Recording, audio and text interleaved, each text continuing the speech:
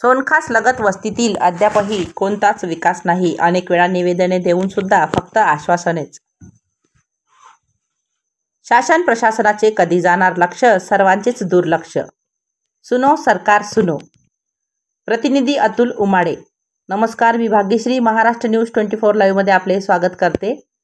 मंगरुळपीर तालुक्यातील सोनखास येथे doctor Babasaheb Ambedkar colony, नवीन सोनखास, जाम road, ITI college तसेच पाण्याची टाकी जवळील अद्यापही कोणत्याच प्रकारची स्वच्छता तसेच दुर्गंधीचे वातावरण येथे दिसून येते। रहिवाशांना याचा होत असलेला त्रास, ही वैतागलेली जनता तसेच त्रासलेले लोक, अशा परिस्थितीत सोनखास ग्रामपंचायत असलेली लोकांवर दुर्लक्ष, वारंवार निवेदने देऊन सुद्धा सोनखास लगत असलेले डॉक्टर बाबासाहेब आंबेडकर कॉलनी येथील रहिवासी यांना मूलभूत गरजांपासून वंचित ठेवल्या जात आहे। वारंवार निवेदन देऊन ग्रामपंचायत सरपंच, तहसीलदार कार्यालयातील तहसीलदार तसेच मंगरुळपीर पंचायत समिती येथील गट विकास अधिकारी फक्त आश्वासनेच देतात, असे येथील रहिवाशांचे आमच्या माध्यमाला अनेकदा सांगणे आहे।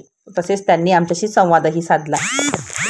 मंगरुळपीर येथील आंबेडकर कॉलनी ते रहिवासी 60% वर अतिक्रमणमध्ये असून यांना येथे बरेच वर्ष झालेले आहेत, तरी सुद्धा त्यांना कोणत्याही प्रकारच्या मूलभूत गरजा अद्यापही पुरवल्या जात नाही।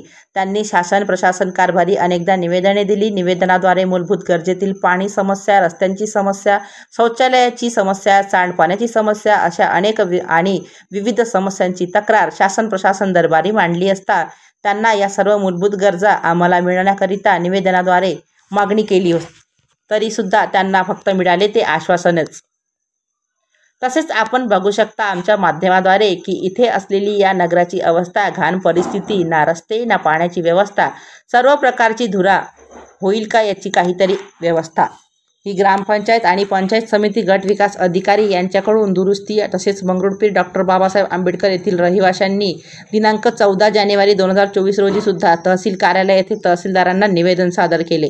निवेदन देत असताना महिला आणि त्यांच्याशी चर्चा साधली। आम्ही वारंवार निवेदने देऊन आमच्या मागण्या पूर्ण होत नाही। आमच्याकडे ग्रामपंचायत व तसेच पंचायत समितीमधील कोणताच अधिकारी लक्ष देत नाही। कमीत कमी आपण तरी लक्ष देऊन या रहिवाशांच्या समस्येचे निराकरण करावे, असे त्यांनी आश्वासनाद्वारे सांगितले। तसेच तात्काळ पाहणी करून तुमच्या समस्येचे समाधान करेल। निवेदन देतेवेळेस उपस्थित सामाजिक कार्यकर्ते, डॉक्टर बाबासाहेब आंबेडकर कॉलनी बहुउद्देशीय महिला मंडळातील सर्व कार्यकर्त्या, पद्मा मोहोळ अध्यक्ष उपाध्यक्ष, सुषमा मनोहर सचिव, नम्रता मनवर, हेमा भगत कोषाध्यक्ष तथा खजिनदार सदस्य, पवित्रा भगत, मायाबाई भगत, बेबी ठाकरे, अश्विनी बेलखडे या सर्व महिला उपस्थित होत्या। महेंद्र मनोहर, किशोर भगत, विशाल आगमे, योगेश मनोहर, संदीप पकाले सह उपस्थिती दर्शविली। महाराष्ट्र न्यूज 24 लाईव्ह करता प्रतिनिधी अतुल उमाडे तसेच मी भाग्यश्री आपली रजा घेते।